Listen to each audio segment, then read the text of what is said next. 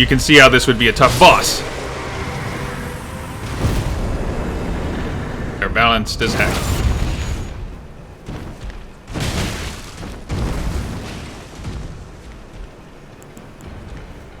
This is your idea. You're the one who jumped away. Welcome back to another episode of my Elden Ring Let's Play, starring and hosted by me, T-Rexplode. Today, we're going to be exploring the Erdtree Capital, so let's get to it.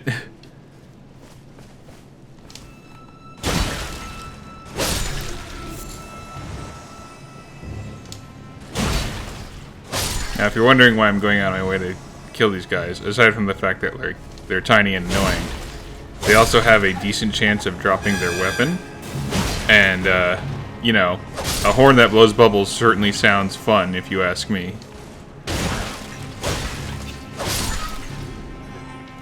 And, you know, the extra runes help, too, because they drop a decent amount.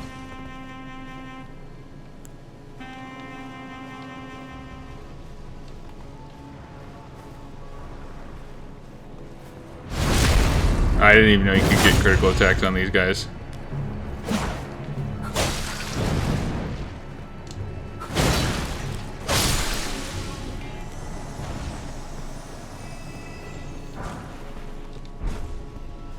Hey, don't worry, we'll be seeing plenty more of these guys as the level goes forward.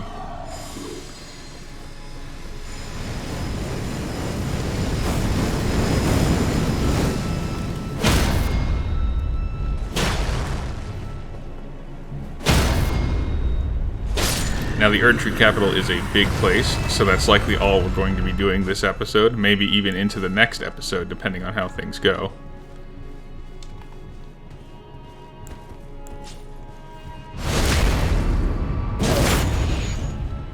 It's a big place, and there are a lot of tough enemies. You know, it's like the semi-final area in the game, so that's not surprising.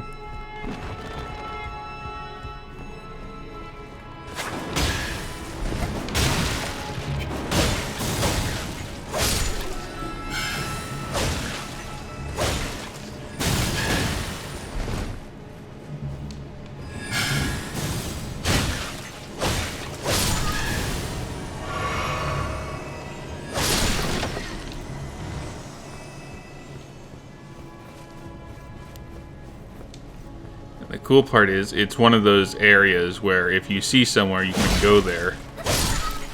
Including that big dragon off in the distance. That is an actual location you can travel to.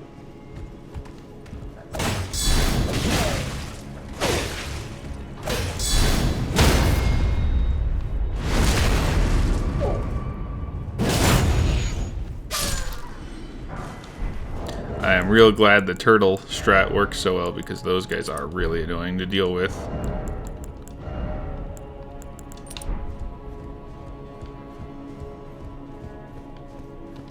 And unfortunately there are quite a lot of them in this area.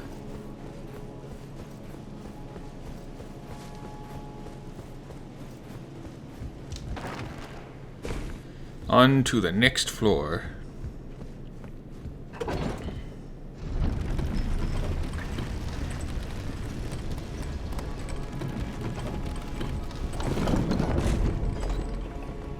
Oh, and these perfumers are fun to deal with, too.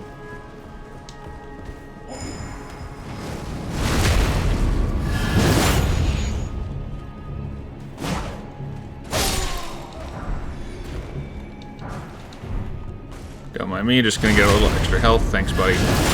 Appreciate your cooperation. Now, if I remember correctly, you can just skip this mansion by jumping down from here. So I'm gonna do that.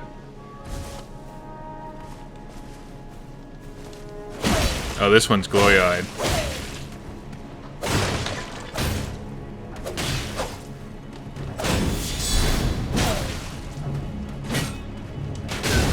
Okay.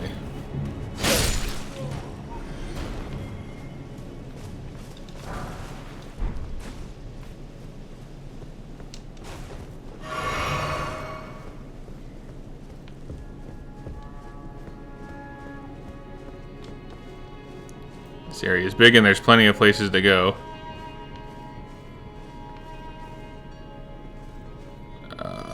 And I think I'm just going to run through this next room because it's full of annoying enemies and I don't feel like dealing with them right now.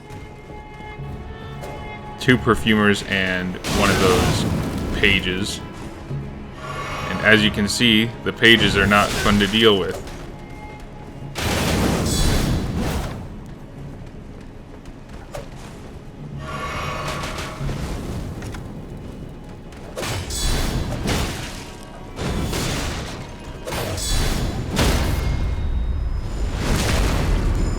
And also,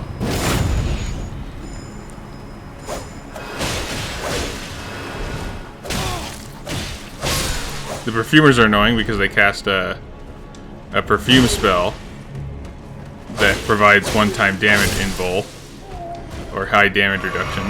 And as you can imagine, that's very annoying, especially when dealing with enemies like the pages.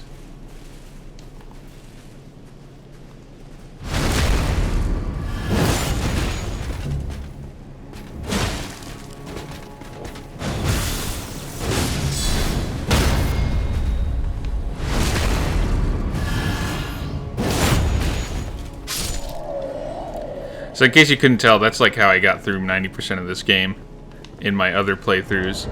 Good old barricade strat and crimson assassin daggers.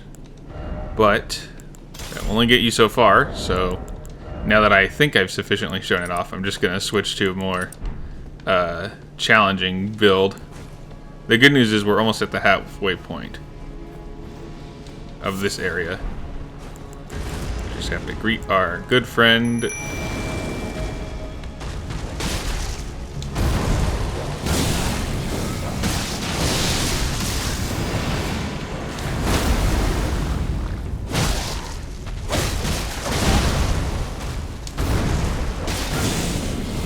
the Erdtree Guardian Spirits, which thankfully I am well equipped to deal with.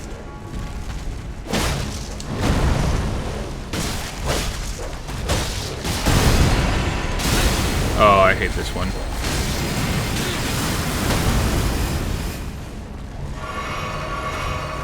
The good news is he's almost dead, thanks to our good friend the doggo.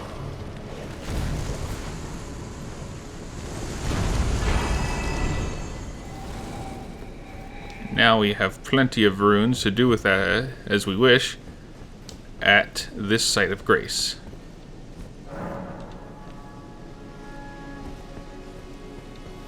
Of course, I did skip a small section, so I'm going to go back and do that right now because it's a shortcut. And also you get to fight a fun enemy. My utmost for bringing me here. And thus, I shall depart. Farewell. I shall leave. I wish you luck. You have fallen. I have no doubt. So, that dialogue was basically Melina telling you that she's temporarily not in your party anymore. And I say temporarily, and you'll understand later. And I don't know. I think my own comment on the nature of the game is that I feel like Melina didn't. Like, she has dialogues all over the place, especially in the early game whenever you stop at one of the chapels. But it doesn't really leave an impactful thing because the game is so massive. So if you're really doing everything and anything, she kind of just like shows up a lot in the beginning and then disappears until you're about 2/3 of the way through the game. Now this is technically an enemy we've fought before, but with a new flavor. Because it turns out that there are 2 flavors of Crucible Knights. And I am much less used to dealing with this variety.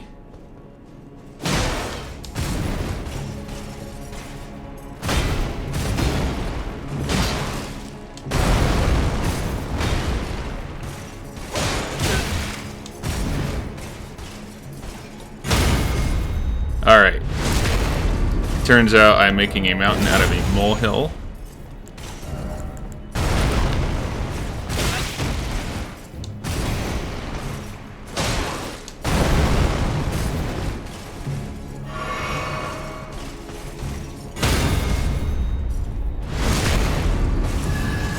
they have about the same number of parryable moves. They're just hard to deal with because their weapon's different. But that's more of a me issue.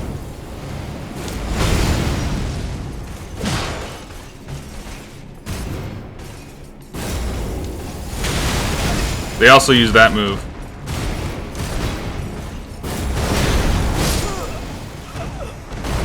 Well, good news is I spawned nearby, so I can come back here and take care of him. Lickety-split.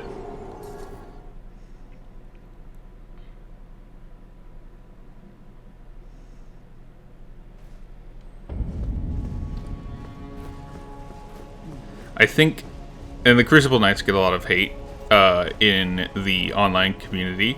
I don't think they're personally hard. I think the reason most people don't like fighting them is because, similar to certain late game bosses, they require you to fight them in a different manner for most players. Though, I guess if you get your damage high enough, you can just, dual greatsword jump attack them repeatedly. But most people, not most people, but a lot of players don't, do their build dedicated to that type of playing, and as such, because they're not, tooling their build to fight them in the quote-unquote most optimal manner, they have a harder time. Not that my build's particularly optimal for fighting them either. In fact, the only reason I'm doing so well is because I have a parry weapon.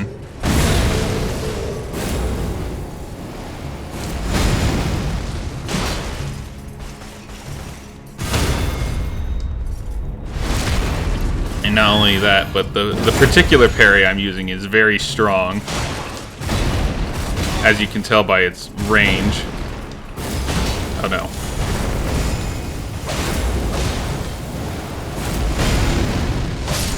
Alright.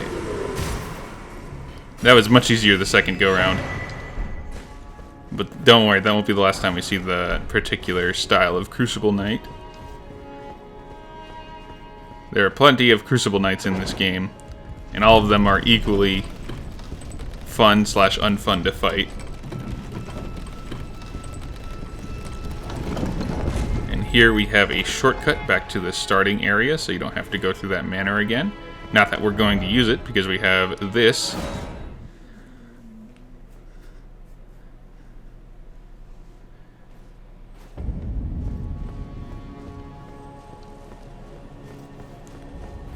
So, technically there is an optional path that I can take, well, that I'm going to take, because it leads to an optional area.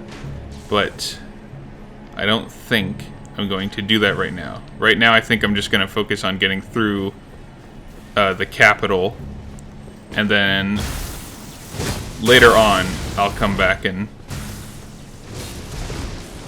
do the area I skipped. So in case you couldn't tell, we are in fact on the wing of that dragon we saw earlier.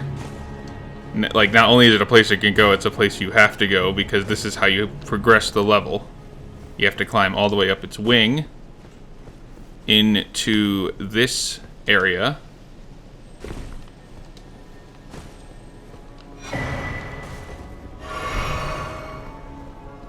And then you go up here, and then you'll get your next site of grace.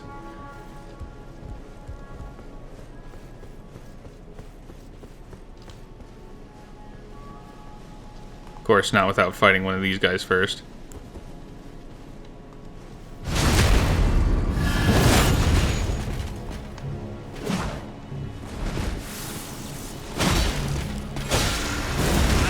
Oh, that is a much longer hitbox than I initially anticipated.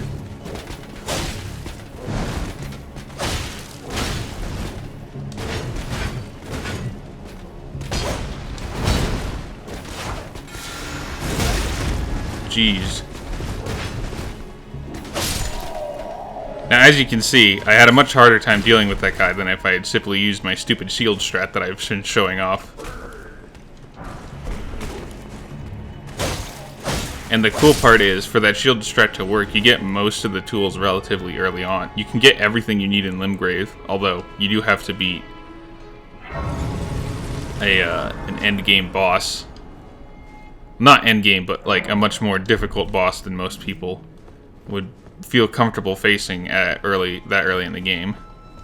Now, I'm going to change weapons real quick, because I recently learned that these big gargoyle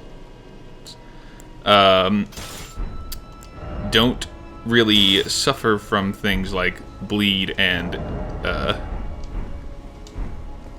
stuff like that. So it really just comes down to doing as much damage as possible in as quickly a time frame as you can.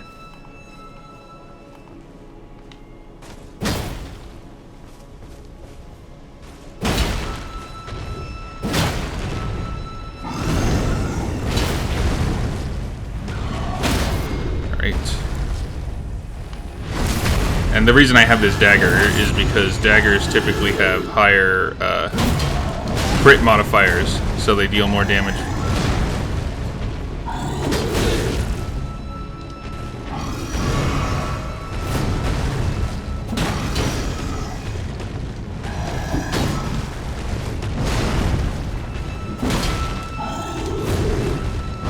Now the reason I'm fighting him, even though he wasn't aggroed earlier, is because in case you didn't notice, there is a little golden tree over here, and if you pick up the seed at said tree, he aggroes onto you automatically.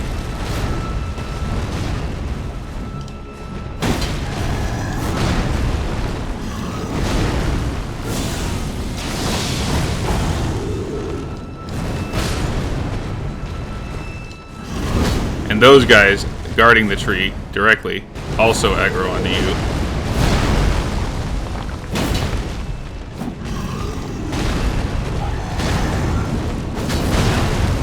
Alright, I have not seen that attack before.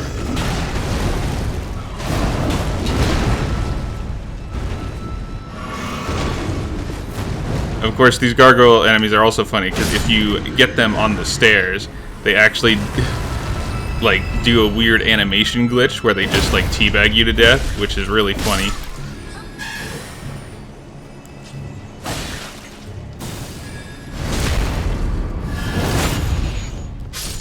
Thankfully, we didn't see that just now, because while it is incredibly funny, it's also incredibly annoying.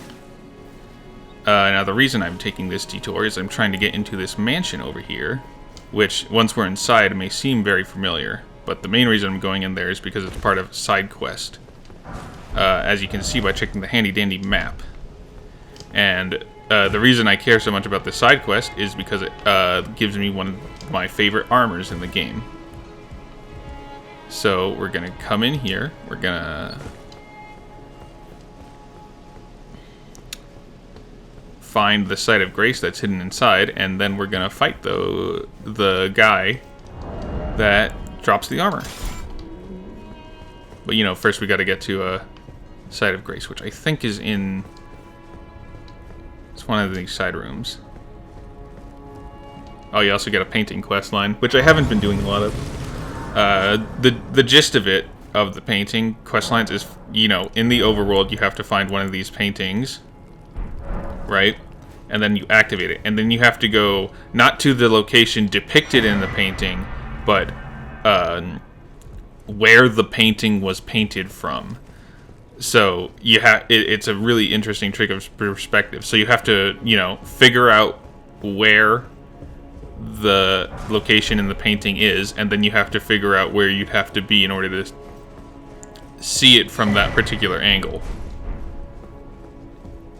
Anyway, the time has come to fight some guys, and that means I need to change my build a bit.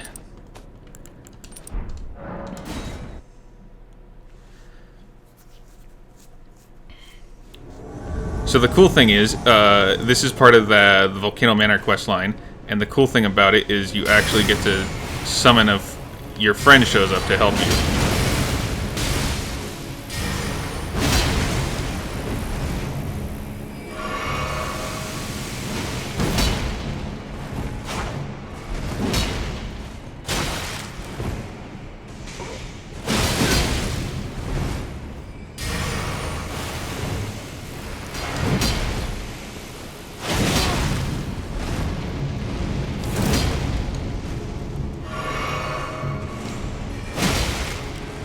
So the guy I'm fighting drops one of the coolest armor sets in the game.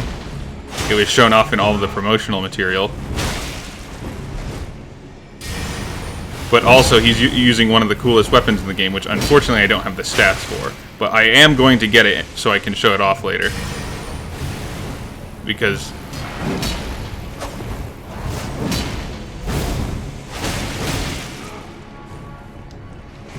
hopefully my friend isn't dying. Like I'm dying.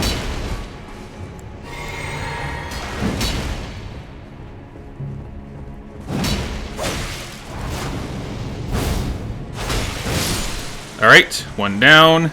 Oh! Wow, you just dealt with that guy. Neat. I guess that's what happens. The phantoms in this game are significantly stronger than your player character from a numbers perspective. And there we go. Favorite armor in the game. In fact, let's see if I can equip it right now. Yeah, I'm going to admit straight up, it's not the best, but I do like the way it looks. And that's the primary reason I want to find it. In fact, let's see how it gels with... Oh, cool, I can have that equipped. Anyway, back to this mansion that we're in. If you have been paying attention, you'll probably notice that it looks very familiar to another location we've already been. And that would be the Round Table Hold, because it turns out the Round Table Hold is actually based on a real-world location. That is this, the Fortified Manor.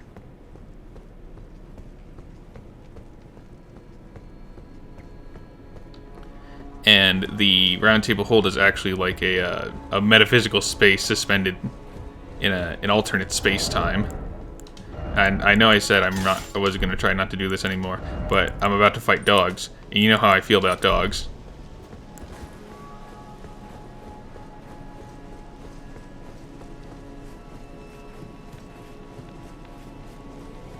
Of course, if they ignore me, that's fine too.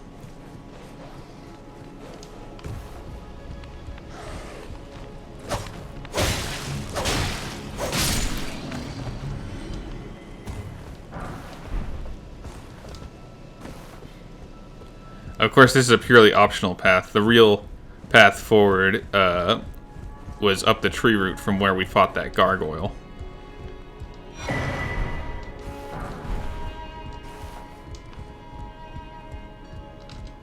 But there are a lot of goodies and not a lot of enemies here, which is the main reason you go anywhere in these games, is to get stuff.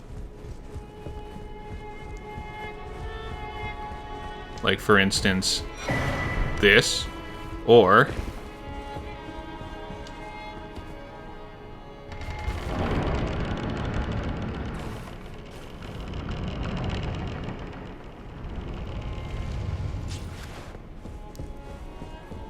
this. And this is one of the cooler weapons in the game. I don't think I can wield it with my build, at least not at the moment. So it is a sword that is like a lightsaber. And the cool thing is, its weapon art is literally just unblockable blade. So if your opponent is blocking, you can just, you know, ignore them. Which is very powerful in this game because there are a lot of enemies that have shields. The only downside to it is that it scales off of faith and only deals holy damage, which isn't good for the final boss, who is immune to holy damage and in fact heals off of it. We got one more goodie left to grab, and it's this, because this triggers the start of the Dung Eater questline, and you want to do the start of that because you can, it unlocks one potential ending of the game, but more importantly, it gives you access to a particular set of weapons and armor, and a new companion summon. Well, not summon, but ash. What do you call it? The spirit ashes. Yeah, that's it. I guess I must be bad because there should be a way to open this door somewhere in there. Guess I must have ran past it. Well, not like I can never come back here, and it's not like I need that door in the first place. So let's go back up to that rampart and go fight the boss of this area, and that'll be a good place to end this episode.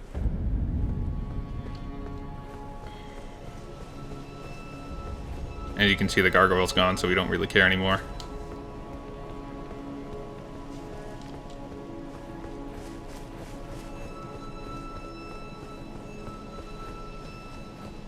Oh, I should have checked that before I came up here. Oh well.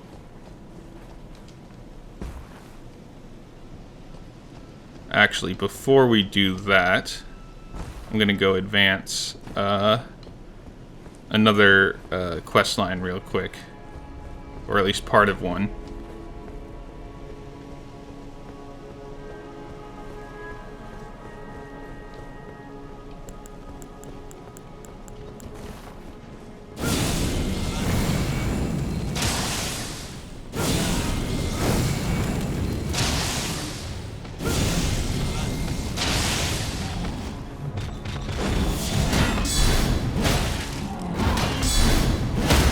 It's really funny that a giant axe like that still just bounces off of a shield. Of course, my shield is treated as like a great shield right now, so I guess that kind of makes sense.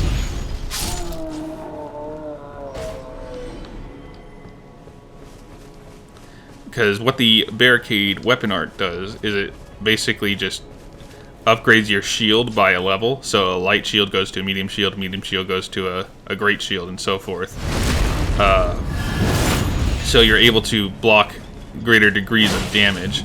And as you can see, certain weapons bounce off of great shields, which allows you to set up your guard counter.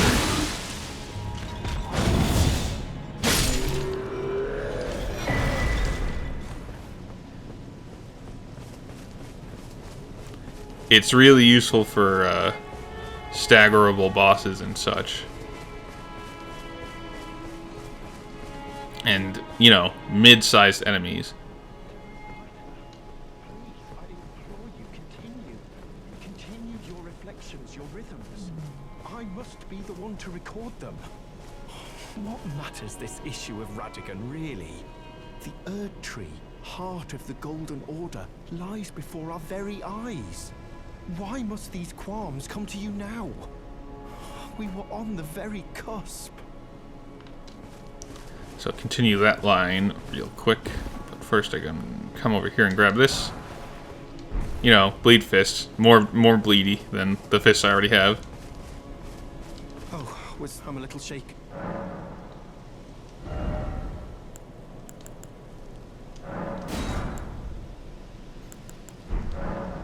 The Masters, well, until he simply now the Master, the Golden Order, the name of Mariga, the Master, his finger has cursed the Master only. So basically, to continue this quest line is after you beat this next boss that I'm about to fight, you interact with a statue in a specific way, which tells you huge implications about the lore that I don't know if anyone watching cares about. And then, once you are done dealing with the ramifications of said lore, you just, you know, move on with your life and go from there. Now, I'm switching weapons again because the boss that I'm about to fight is immune to bleed, which is very obnoxious if you're running a build like me. Of course, I think my weapon's raw damage will make up for it. They just won't bleed as much, which is just going to be annoying. Not like I'm not going to summon spirit friends anyway during the fight to make it easier.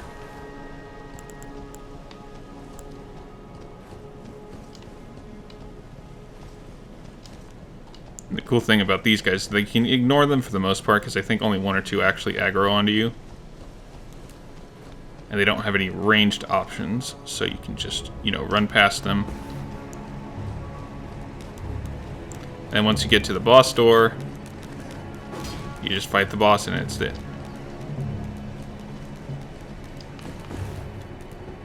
Oh, it's not even a door. You just go inside.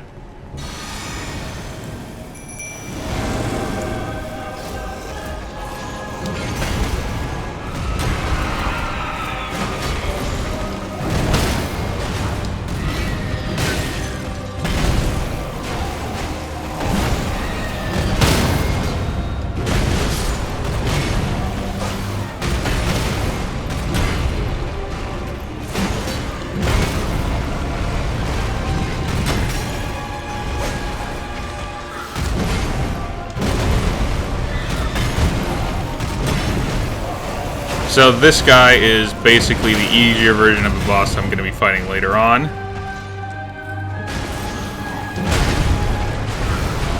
I say easier even though he's still kicking my butt. But, you know, I think having a bit of difficulty with this guy is fine, considering he's like the first phase of the penultimate boss.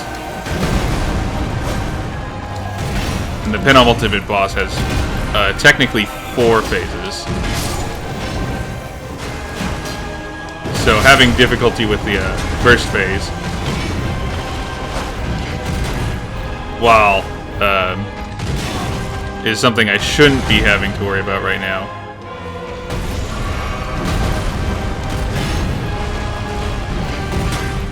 Is still not that big a deal.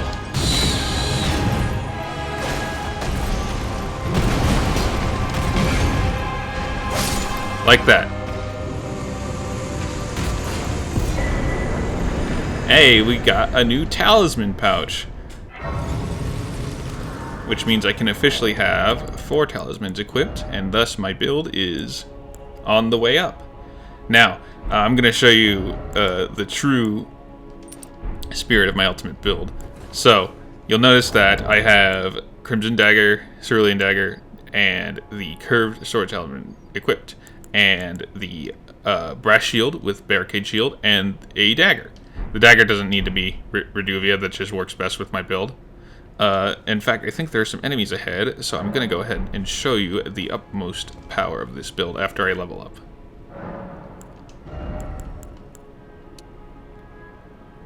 I can level up twice, so I'm going to go ahead and... You know what? Time to start pumping Arcane. I got enough health for now. And Arcane's my main damage stat.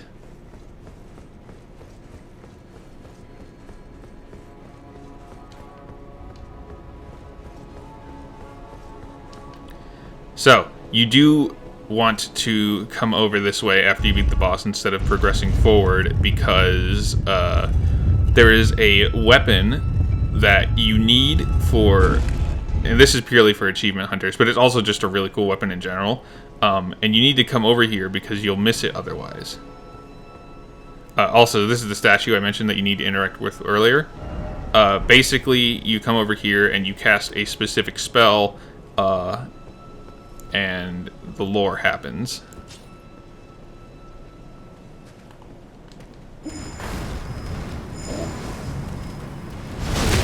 I'm not gonna deal with you right now, buddy.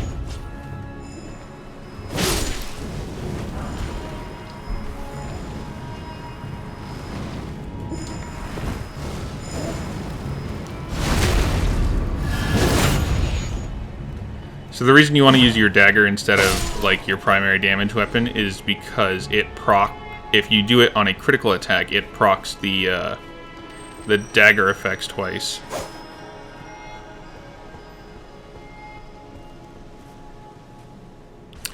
Of course, all of the enemies over here are ones that my barricade shield build doesn't work against.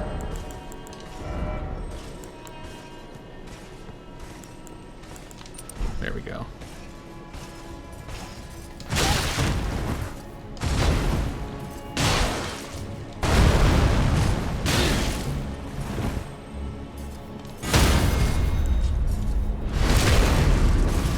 One proc. Alright. Maybe that was a bug that they fixed.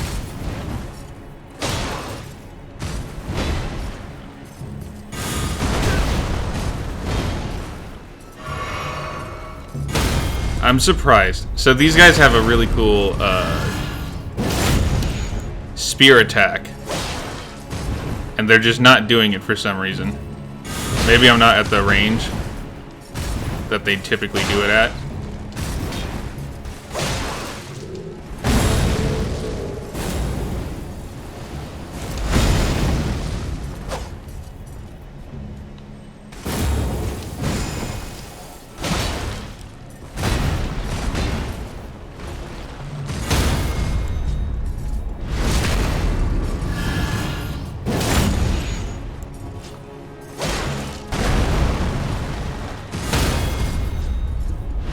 Yeah, with these enemies, you have to play a bit more patiently. Not that you can't go, like, balls to the walls, but if you're patient, they're a lot easier to fight, you know. There's the cool spear attack. I am glad I survived.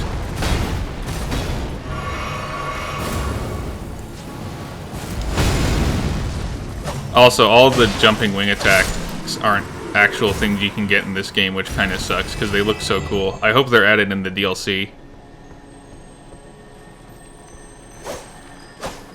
Whatever.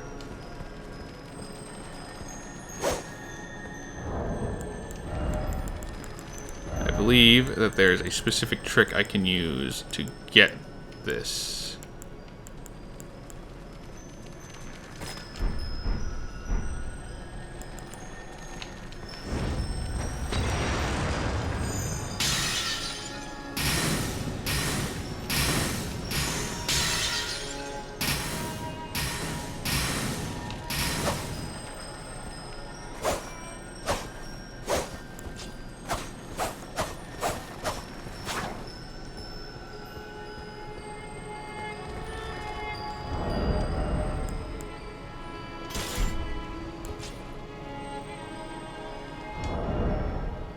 Oh, I don't have the weapon art equipped. Well, whatever. I can always come back later for this. Now, let's get to the real reason I came over here, which is the weapon. So, as you'll notice, Mr. Big Bad Dragon over here drove a giant spear into the side of this building. And as you'll also probably notice is that there's a yellow weapon drop over there. And the only way to get it is to drop down from this railing. And the reason it's a limited time weapon is because after a certain part in the story, the geography of the level changes, making it impossible to pick up that weapon. And now that we have that, and we've beaten the boss, I think that's a good place to end the episode.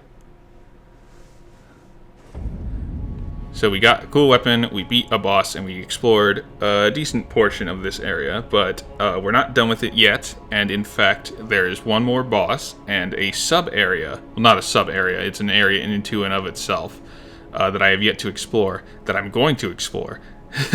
So, we'll do one of those things next time, and maybe the other thing, I'm not sure. Anyway, thank you for watching. Be sure to like, comment, subscribe, and I'll see you next time. Bye.